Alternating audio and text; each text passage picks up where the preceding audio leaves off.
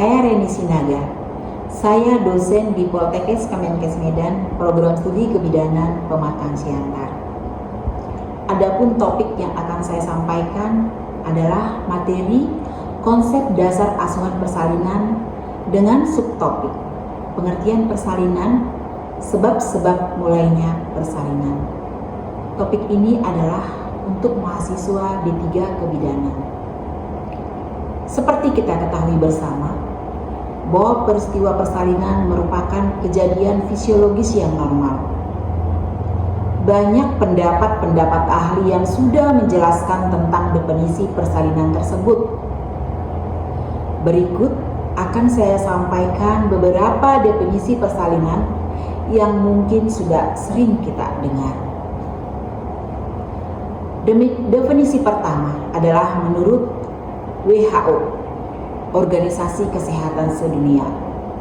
WHO mendefinisikan persalinan normal, yaitu persalinan yang dimulai secara spontan dengan risiko rendah pada awal persalinan, dan keadaan ini tetap dalam risiko rendah selama proses persalinan. Bayi lahir secara spontan dalam presentasi belakang kepala pada usia kehamilan rentang 37 sampai dengan 42 minggu, dan setelah persalinan ibu maupun bayi berada dalam kondisi yang sehat. Selanjutnya, definisi persalinan menurut Kementerian Kesehatan RI, bahwa persalinan itu adalah proses di mana bayi, plasenta, dan selaput ketuban keluar dari uterus ibu. Persalinan dianggap normal jika prosesnya terjadi pada usia kehamilan cukup bulan, setelah 37 minggu, tanpa disertai adanya penyulit.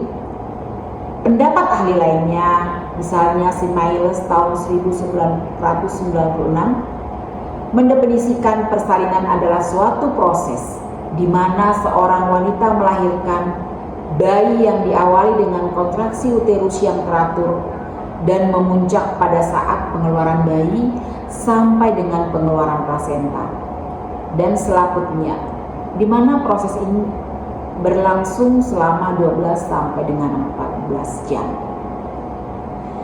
Dalam buku Prawiro Harjo tahun 2002 disebutkan bahwa persalinan dan kelahiran normal adalah proses pengeluaran janin yang terjadi pada kehamilan cukup bulan 37 sampai 42 minggu. Lahir spontan dengan presentasi belakang kepala yang berlangsung dalam 18 jam tanpa komplikasi baik pada ibu maupun janin. Kemudian dalam Wikipedia yang berbahasa Inggris disebutkan bahwa definisi persalinan itu adalah is the completion of pregnancy where one or more babies exist the internal environment of the mother via vaginal delivery or caesarean section, atau dalam bahasa Indonesia berarti adalah penyelesaian kehamilan di mana satu atau lebih bayi keluar dari lingkungan internal ibu melalui persalinan pervaginam atau operasi kaisar. Dari beberapa definisi yang disebutkan oleh para ahli tersebut, dapat kita simpulkan bahwa persalinan itu adalah serangkaian kejadian pengeluaran bayi yang sudah cukup bulan, disusul dengan pengeluaran plasenta dan selaput janin dari tubuh ibu melalui jalan lahir atau melalui jalan lain, berlangsung dengan bantuan atau tanpa bantuan atau kekuatan ibu sendiri. Selanjutnya kita akan membahas beberapa istilah yang sering dipakai dalam membahas tentang persalinan. Istilah yang pertama yaitu kontraksi Braxton Hicks. Kontraksi Braxton Hicks ini adalah kontraksi rahim hamil yang tidak nyeri dan tidak teratur dimulai pada trimester pertama dan meningkat frekuensinya seiring bertambahnya usia kehamilan. Istilah berikutnya adalah kontraksi, yaitu pengencangan rahim yang berirama, biasanya menyebabkan cervix melebar dan memungkinkan bayi keluar saat persalinan. Saat persalinan, kontraksi menjadi lebih kuat, lebih dekat satu sama lain, dan menjadi lebih lama. Selanjutnya adalah penipisan atau penipisan cervix. Cervix awalnya memiliki panjang 2 inci, dan setelah penipisan 50%, cervix akan menjadi setebal 1 inci. Berikutnya adalah lightening, yaitu bayi berubah posisi di dalam rahim sebelum persalinan. Biasanya digambarkan sebagai bayi jatuh. Ibu yang pertama kali melahirkan dapat melihat hal ini 4 hingga 6 minggu sebelum hari persalinan. Sementara ibu lainnya tidak akan menyadari hal ini hingga persalinan dimulai. Istilah lainnya adalah station, yaitu seberapa jauh bayi berada di dalam panggul, diukur dalam angka negatif dan positif. -5 adalah bayi mengambang. Station 0 dikatakan terlibat dalam panggul, dan +5 adalah mahkota. Demikian beberapa istilah yang mungkin akan sering kita dengar dalam membahas tentang persalinan.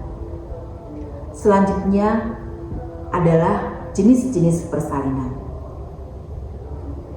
Jenis persalinan dikategorikan atas 1. Persalinan spontan, yaitu persalinan yang berlangsung dengan kekuatan ibu sendiri melalui jalan lahir ibu tersebut. Kedua, persalinan buatan, yaitu persalinan dibantu dengan tenaga dari luar, misalnya ekstraksi forceps atau dilakukan operasi seksio sesaria. Selanjutnya adalah persalinan anjuran, yaitu persalinan yang tidak dimulai dengan sendirinya, tetapi baru berlangsung setelah pemecahan ketuban, pemberian oksitoksin atau prostaglandin.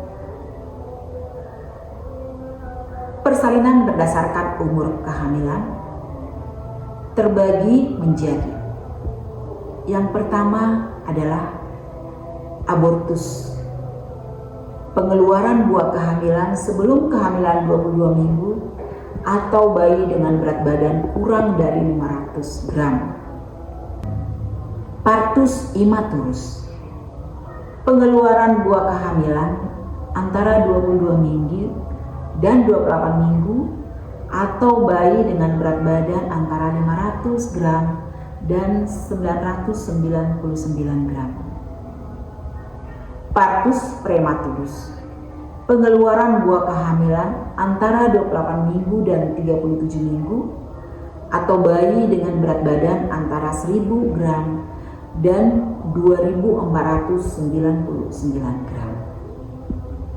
Partus maturus atau aterem, pengeluaran buah kehamilan antara 37 minggu dan 42 minggu atau bayi dengan berat badan 2500 gram atau lebih. Partus postmaturus atau serotinus, yaitu pengeluaran buah kehamilan setelah kehamilan 42 minggu. Selanjutnya kita akan membahas tentang sebab-sebab mulainya persalinan. Penelitian inovatif telah menghasilkan peningkatan nyata dalam pengetahuan medis. Kemajuan teknologi telah memungkinkan kita memperoleh pemahaman yang lebih jelas tentang banyak proses fisiologis. Meskipun terdapat peningkatan pengetahuan yang mengesankan, penyebab dimulainya proses persalinan hingga kini belum jelas. Mulainya persalinan adalah proses kompleks yang melibatkan berbagai faktor.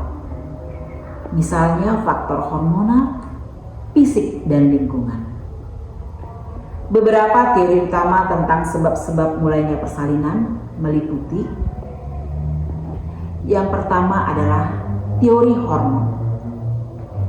Teori ini kita kenal dengan teori peningkatan hormon oksitoksin. Sebagaimana kita ketahui bahwa oksitoksin adalah hormon yang diproduksi oleh kelenjar hipofise, memainkan peran penting dalam memulai kontraksi rahim.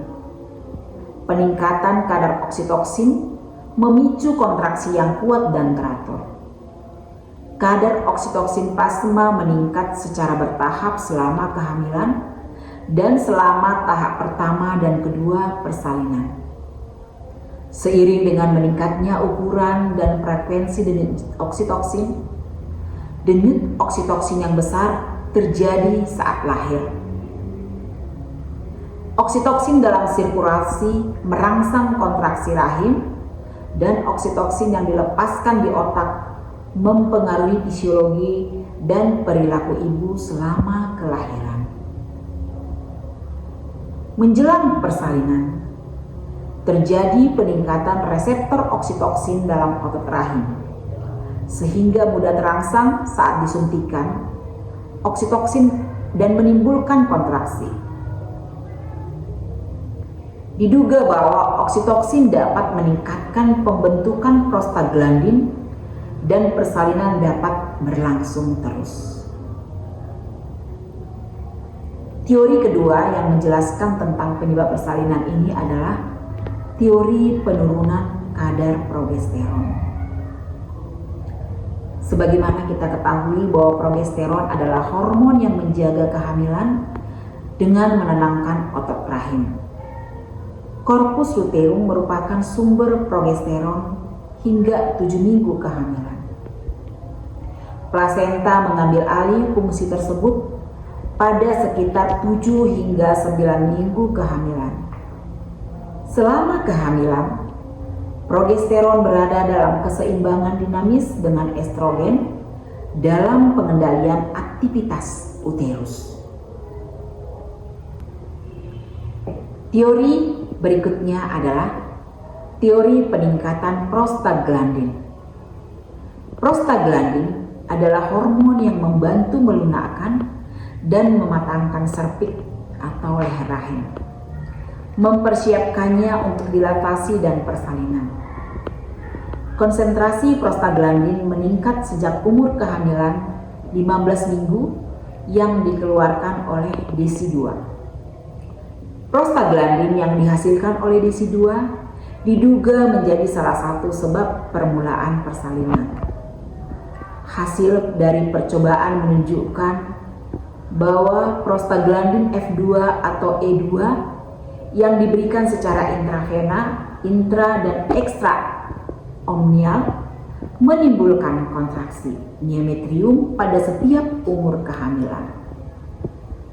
Pemberian prostaglandin saat hamil dapat menimbulkan kontraksi otot rahim sehingga hasil konsepsi dapat keluar. Prostaglandin dapat dianggap sebagai pemicu terjadinya persalinan. Hal ini juga didukung dengan adanya kadar prostaglandin yang tinggi baik dalam air ketuban maupun daerah perifer pada ibu hamil sebelum melahirkan atau selama persalinan. Selanjutnya adalah teori plasenta. Plasenta adalah organ yang menyediakan nutrisi dan oksigen bagi janin, juga memainkan peran dalam memulai persalinan. Ada teori yang menyebutkan bahwa ketika plasenta mulai menua, ia melepaskan sinyal yang memicu persalinan. Teori berikutnya adalah teori janin. Janin itu sendiri juga dapat mengirim sinyal untuk memulai persalinan. Ketika janin sudah matang, paru-paru janin mulai menghasilkan protein yang disebut surfaktan. Surfaktan ini diyakini dapat memicu perubahan hormon pada ibu yang akhirnya memulai persalinan. Teori berikutnya adalah teori peregangan rahim. Otot rahim mempunyai kemampuan meregang dalam batas tertentu. Setelah melewati batas tertentu, terjadi kontraksi sehingga persalinan dapat dimulai. Seperti halnya dengan kandung kemih dan lambung, bila dindingnya tergang oleh isinya yang bertambah, maka timbul kontraksi untuk mengeluarkan isinya. Demikian pula dengan rahim. Maka dengan majunya kehamilan, makin tergang otot-otot dan otot-otot rahim makin rentan. Berikutnya adalah faktor lingkungan dan emosional. Ternyata stres, kecemasan, dan perubahan lingkungan juga dapat mempengaruhi kapan persalinan dimulai. Perubahan mendadak dalam kesejahteraan fisik atau emosional ibu dapat memicu peningkatan hormon oksitoksin dan memulai persalinan. Berikutnya adalah interaksi kompleks. Kemungkinan besar tidak ada satu faktor tunggal yang menyebabkan persalinan dimulai, tetapi interaksi kompleks antara berbagai faktor ini. Kombinasi perubahan hormon, sinyal dari janin, kondisi fisik rahim, dan faktor lingkungan semuanya bekerja sama untuk memulai proses persalinan. Memahami teori-teori ini membantu kita menghargai kompleksitas dan keajaiban proses kelahiran, serta mendukung ibu dan bayi melalui perjalanan yang penting.